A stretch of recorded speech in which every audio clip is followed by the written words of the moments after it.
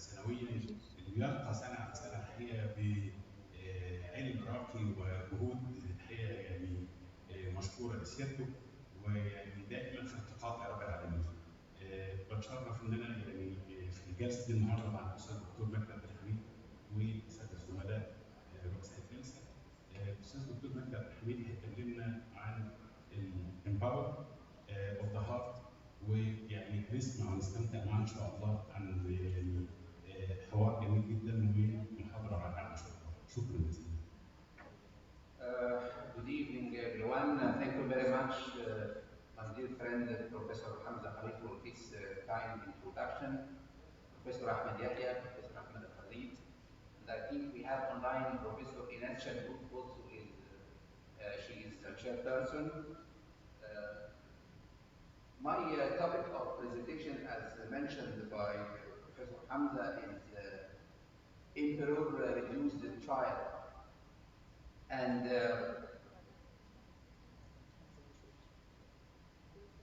we know that in patients with heart failure, which is an epidemic disease all over the world, 1 to 2% of the general population, and the prognosis for patients with heart failure, which is bad, because we know that around 50% of patients diagnosed with heart failure will die within 5 years.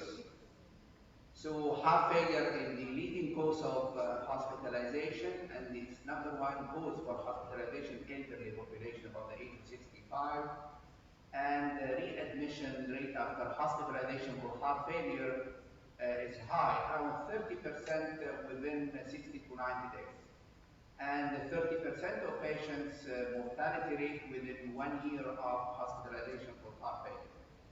So the mortality rate and readmission rate are high over 5 years after hospitalization. And if we look for HFrEF and HFpEF, the mortality rate and readmission are almost the same, high incidence of mortality and readmission. And in the daily practice, unfortunately, the use of guideline-directed medical therapy is not optimal. And if we look for the CHAMP, the heart failure registry data, the use of guideline-directed medical therapy in patients with chronic heart failure, we can see that the use of drugs like ACE inhibitor and ARBs, around 39% patients without contraindications and are not treated. And for ARNI, around 86% not using the drug without contraindications. Treated patients with ACE inhibitor, ARB and ARNI, around 72%, 26% have no contraindication not using these drugs. And regarding MRA, the use of these drugs is 33% and 65% without contraindication about use. So the use of guideline-directed medical therapy is not optimal in patients with chronic heart failure. And we know that heart failure is a disease which is characterized by neurohormonal activation. Activation of the renin-angiotensin aldosterone system, activation of the sympathetic system, and arginine vasopressin, and all these neurohormonal activation will end in salt water retention, vasoconstriction, the deleterious effect of increased sympathetic activity, increased preload as well as afterload. And the kidney injury is common in patients with heart failure. Chronic heart failure is associated with around 40 to 50% decline in renal function. And we are seeing patients in the daily practice who have a phenomenon which is cardiorenal syndrome, which is the rise of serum creatinine more than 0.3 milligram per deciliter in patients with heart failure. And unfortunately, there is no treatment options that have been identified that provide sufficient kidney protection in patients with heart failure. And this slide shows interestingly the decline in the kidney function once heart failure starts And with the use of ACE inhibitor and ARBs, we are expecting some elevation in serum creatinine up to 30% with the use of ACE and ARBs. And compared with circumventing is associated with favorable effect on renal function compared with the cornerstone of treatment, which is enalapril, and this was demonstrated in the paradigm heart failure trial. So preservation of renal function in patients with heart failure is very important. So what is the role of SGLT2 inhibitor, sodium glucose cotransporter inhibitor in patients with heart failure? If we look for heart failure prevention studies, we can summarize the data which was published regarding the CANVAS program for canagliflozin credits, which is canagliflozin in patients with CKD, or the DECLARE-DB58 dapagliflozin, and the IMPARIC outcome trial, empagliflozin in patients with established cardiovascular disease, and empagliflozin in Vertis cardiovascular trial. These drugs were associated with favorable effect in prevention of heart failure and reduction in heart failure hospitalization. But if we look for patients with heart failure, either diabetic or non-diabetic, now we have the evidence from major trials for the use of sodium glucose cotransporter inhibitor in patients with heart failure, dapagliflozin in the DAPA-HF trial, and delivered in heart failure with preserved ejection fraction. Imperial reduced the use of empagliflozin in patients with reduced ejection fraction, and Imperial preserved. So we will summarize the evidence from these trials that sodium glucose cotransporter inhibitors have demonstrated multiple cardiovascular benefits. If we look for the outcome of EMPARIC outcome trial in terms of heart failure hospitalization and cardiovascular death, this was a highly statistically significant reduction of these endpoints. And if you look for CANVAS program, DECLARE-DB58, and Vertis empagliflozin, we can see also the favorable impact of these drugs on heart failure hospitalization as well as cardiovascular death. So many mechanisms have been suggested to explain the beneficial effect of sodium glucose cotransporter in patients with heart failure. If this is due to natriuresis, common explanation, which is suggested and accepted, reduced preload, afterload, and reduction in alveolar stress, very important mechanism of action, reduction in interstitial edema, and very important phenomena, which is improved kidney function and the cardiorenal physiology, which is needed in patients with heart failure to have a drug which improves the outcome and at the same time it improves the kidney function. So what is the unique effect of SGLT2 inhibitors compared with diuretics? These drugs selectively reduce interstitial volume with minimal change in blood volume, compared with the harmful effect of diuretics, which is associated with counter-regulatory activation of the sympathetic system and RAS system. This was not associated with the use of SGLT2 inhibitors.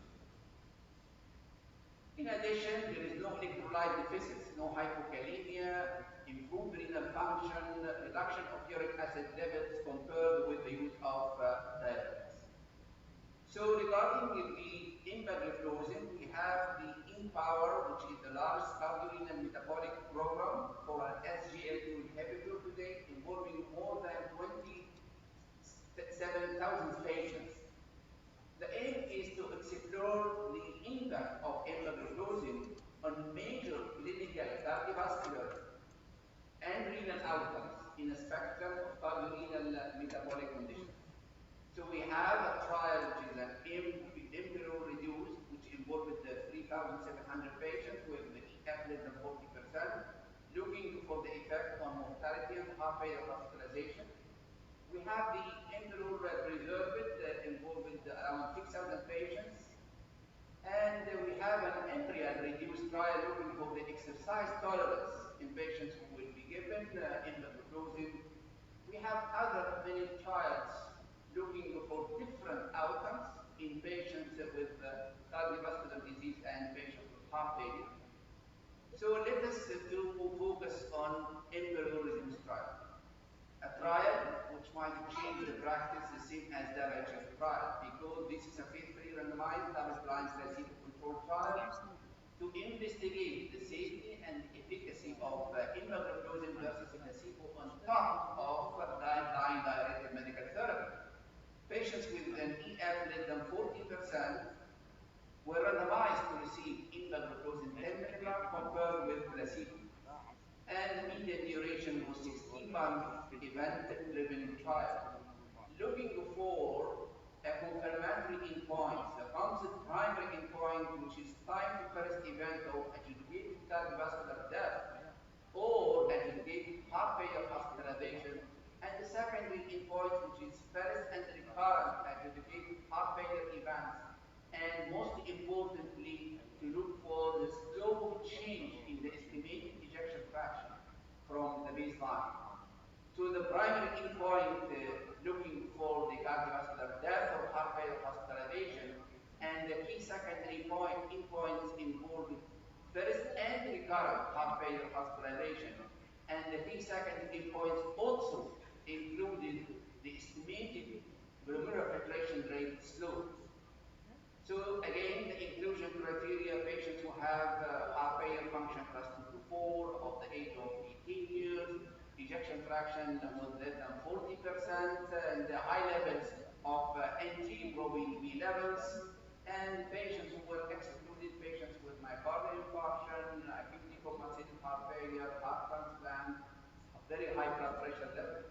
And if we look for the cutoff level for the estimated GFR to be included in the trial, up to 20 ml/min compared to 30 ml/min with the use of dapagliflozin in the EGYHF trial. So patients who have an estimated GFR less than 20 ml/min were excluded from embryo-reduced trial. So look for the outcome, which was the primary endpoint: first adjudicated cardiovascular death or hospitalization for heart failure. Compared with placebo, the use of empagliflozin was associated with statistically significant reduction in the primary endpoint, which was a relative risk reduction of 25%, absolute risk reduction of 5.2%, to the number needed to treat to prevent these primary endpoint, 19 patients. If we look here, we can see that the event rate with the use of empagliflozin was much lower compared to the use of placebo. And if we look for subgroup analysis, which is important when you do an analysis for any trial, is to look for subgroup analysis. Subgroup analysis of embryo-reduced trial proved the efficacy of the drug in patients who are diabetic versus non-diabetic, and the different age group, less than 65, above 65. Male and female gender, the same, different places, as well as obese patients and non-obese patients, and baseline ejection fraction above 60 or less than 60, the benefit was proved. And the same patients who have history of heart failure hospitalization in the last 1 year, or the patients with non-ischemic cardiomyopathy was associated with better outcome compared with ischemic cardiomyopathy. Ejection fraction, NEA function class 2 compared with patients with function class 3 and 4, and the ejection fraction and the high levels of natriuretic peptides, also the evidence was proved in terms of the benefit, and the baseline use of MRA or baseline use of secondary valsartan. So the effect was more prominent in patients who were on secondary valsartan compared with patients who were not on secondary valsartan. However, the benefit was proved. So if we look for the secondary endpoints, the key secondary endpoints, which was adjudicated total hospitalization for heart failure, first and recurrent. And from the earlier use of the drug, we can see the separation of the curves, which explain the earlier benefit of the drug in terms of reduction of heart failure hospitalization. And this is very important in endpoint because we know the cost of heart failure hospitalization and the burden caused by repeated hospitalization. This was associated with a relative risk reduction of 30% with use of impagliflozin. And interestingly, if we look for the change in the estimated valvular filtration rate, we can see an initial drop in the estimated GFR with the use of empagliflozin, which is expected, and then the GFR improved compared with the continuous decline in the estimated GFR with the use of placebo. So a difference of 1.73 estimated GFR slope difference between placebo and empagliflozin. And the more interestingly, when you withdraw patients from the drug after the end of the study, if we look for the use of empagliflozin, the GFR increased compared with the placebo, the GFR decreased, and the difference was 3.3 milli per minute. So this is a renal protective drug, a preservation for the renal function. So the key secondary endpoints again compared with the use of placebo, the early difference between EMPA and placebo was due to the initial drop with the use of SGLT2 inhibitor in the GFR. However, with continuation of the drug, the GFR improved, and we know that yearly decline of estimated GFR with placebo was 2.28 compared with 0.55 with the use of empagliflozin. A very beneficial effect for the drug on the renal function. So if we look for the primary endpoint, cardiovascular death or heart failure hospitalization, in imperial reduced trial, it was a confirmatory endpoint which was significant. The same for secondary endpoints, especially renal function. And if we look for the effect of the drug on quality of life, and very important issue in trials for heart failure is to look for the impact of the new drug on quality of life, because the quality of life in patients with heart failure is very important, and this drug was also associated with a favorable effect on quality of life compared with placebo. And stability for the improvement is very important.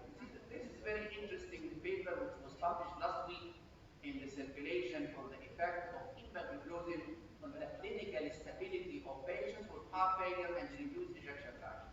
So in those patients, empagliflozin reduced the risk and total number of inpatient and outpatient worsening heart failure events, with benefits seen early after initiation of treatment and sustained for the duration of double-blind therapy.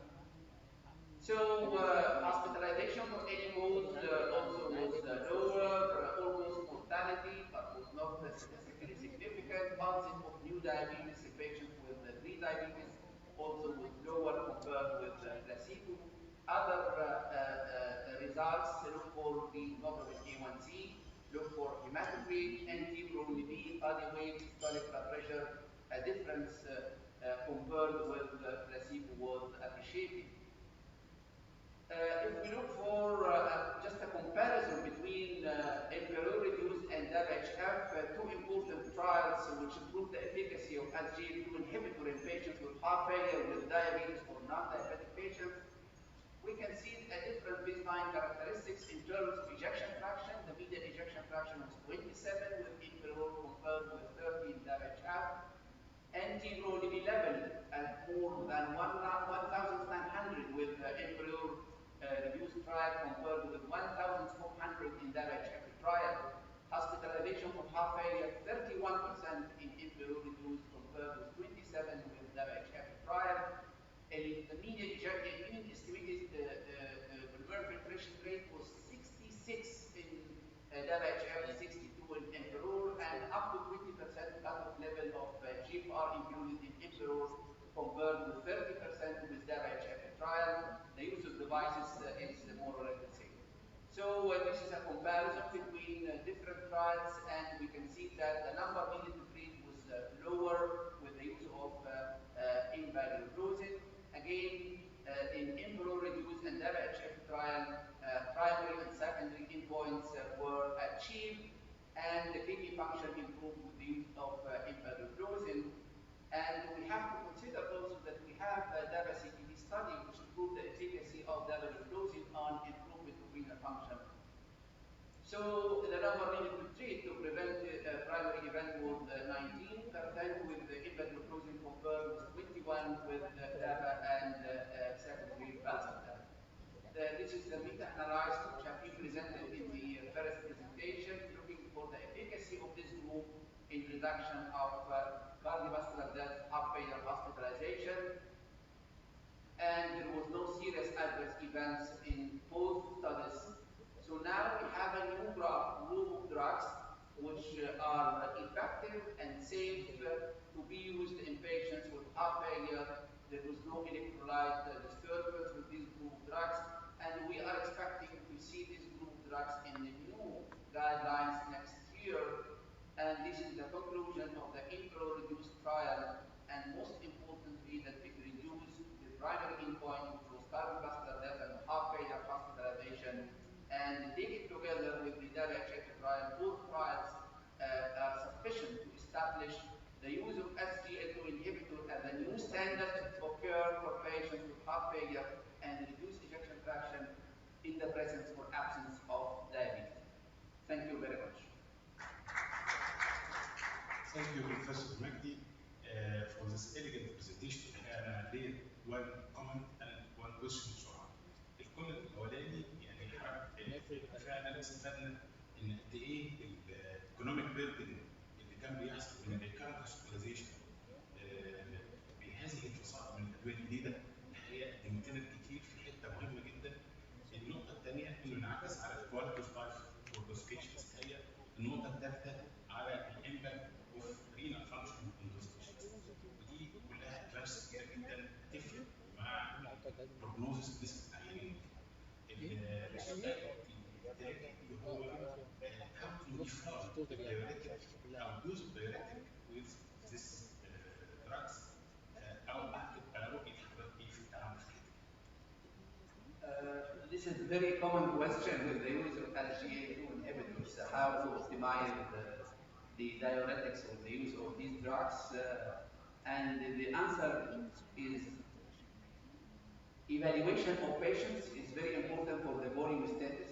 So we are expecting with natriuresis caused by SGLT2 inhibitor that the need for diuretics will be decreased. So according to the clinical evaluation, according to the blood pressure, because the mechanism of action of these drugs compared with diuretics is different. It decreased interstitial volume more than plasma volume. So the need for diuretics, definitely the dose will be decreased, and will be judged by clinical evaluation. So we have to be very cautiously when using high-dose diuretics, when you introduce the IMPA or DABA, because you will need to adjust the diuretics to decrease it. And if the patient still have an evidence of congestion or hypervolemia, then you have to increase cautiously the dose of diuretics. So it's a very important question to keep eyes on the dose of diuretics, which should be handled according to the clinical evaluation, taking in consideration that SGLT2 inhibitor have a diuretic.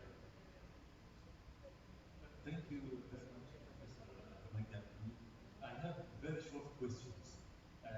Well, does it induce hypoglycemia in patients with normal? No. The studies, the results of both EGYHF as well as IMPRO-reduced, there was no significant difference in terms of hypoglycemia, diabetic ketoacidosis, because the concern for the side effects with the use of these drugs, hypoglycemia, diabetic ketoacidosis, uric acid level, genital infection, etc., etc. So regarding the point of hypoglycemia, there was no significant impact for this endpoint. No harm for hypoglycemia when using this drug in patients with heart failure, non-diabetic. Hypolipidemia? No hypolipidemia. There was no electrolyte. I showed the slide. comparing the diuretics with SGLT2 inhibitor, and compared with diuretics, there was no hypokalemia, no hyponatremia, no hypotension. Does the dose of 25 milligram has an added benefit? The dose which was used in this trial is 10 milligram, the same as dapagliflozin, which was associated with the benefit. Do you think 25 may get more benefit? We don't have an evidence for the trial, but if we look for empagliflozin, they compare the two doses, but in heart failure, it is totally different. The 10 milligram is a recommended dose. And this is very easier to give a drug which does not need titration compared with secondary valsartan, RV, which needs titration guided by the blood pressure. So now you can give a single dose, 10 milligram, no dose titration in heart failure patients with the good results as you have seen. To like the excellent presentation. أنا أحمد يحيى. Excellent presentation as usual. Regarding the kidney function, it's good achievement that this drug improves the kidney function. Initially, any deterioration happened to the kidney function as Army or ARBIS or inhibitor. Initially, they was increase the stamp rate, then improvement if happened. What about this drug? And what about the potassium level? The potassium level. Serum potassium. Yes. Any effect? I just answered that there is no hypokalemia compared with the use of diuretics. Yes. And the initial drop of GFR just when you start the drug, and then the GFR improved. And this is hemodynamic effect due to effect of active and arterial vasodilation, and intramural pressure and glomerular hyperfiltration, the mechanism which is responsible for this initial drop. So the long-term benefit is a reduction in the renal endpoints. No need for dialysis, no further drop in the estimated GFR, no instant renal disease. So this is very important endpoints regarding the renal preservation for SGLT2 inhibitors.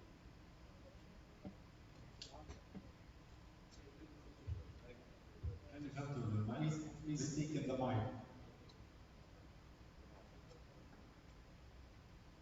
Thank you, Professor Bani, for this comprehensive talk. I'd like to ask, with respect all the encouraging data which came from diversity of studies, and finally from heart failure, which showed favorable effect that expanded to include also non-diabetics.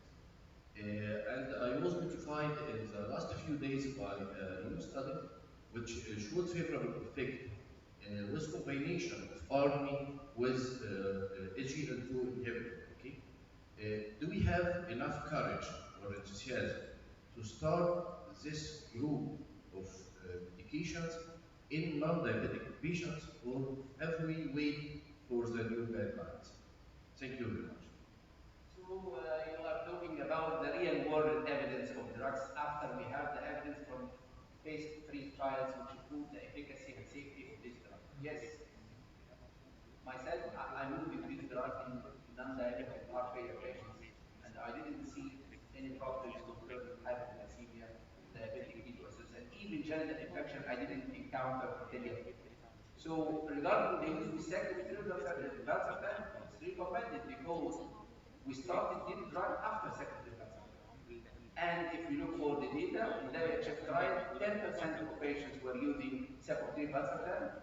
In embryo use, 18% of patients were on secondary valsartan. So you have to give both. If we have if Professor Shaltut is connecting with us, she has any Professor Ines Shaltut, if she can give her insight. Professor Ines, do you hear us? Professor Ines.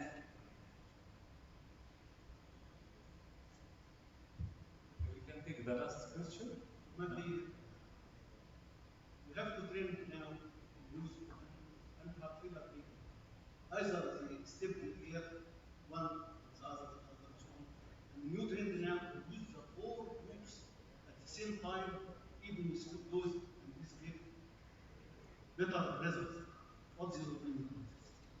Not using all drugs at the same time. We have to practice like the trials. Patients who are receiving guideline-directed medical therapy, beta blocker, ACE or ARBs or ARNI, MRA, and then those patients, if they have heart failure function class 2 to 4, with an ejection fraction less than 40%, those patients will get the benefit from adding SGLT2 inhibitor. So we are not giving all medications together. We have to add the drug for patients who are receiving already guideline-directed medical therapy. So the same ACE, ARBs, ARNI, beta blocker, MRA, and then you have to add this group of drugs. It is not an alternative to one of the guideline-directed therapy. It's not an alternative. It's added. Dr. Ines Shaltut is asking about its use in the elderly. Dr. Ines is asking about The use in the elderly. the use in elderly. Yeah, I think we have to be very cautiously regarding the use of drugs in elderly heart failure patients because they are prone for side effects, orthostatic hypotension, polypharmacy, drug-drug interaction. So we can use it in elderly, but we have to be very cautiously, especially those patients have a lot of comorbidities. So in the presence of comorbidities, you can get the side effects from the drug. Those patients have a borderline renal function or renal function, have an anemia, have a lot of comorbidities. So if you this drug is indicated in elderly, you have to be very cautiously for those patients. The risk of hypoglycemia, okay, the risk of more decline in function, so, but we can use it. Dehydration without. Yes, hypovolemia, yes, great. We should thank you very much, Professor Naga Hamid, and thank the company, and thank my co-chair. Close the session.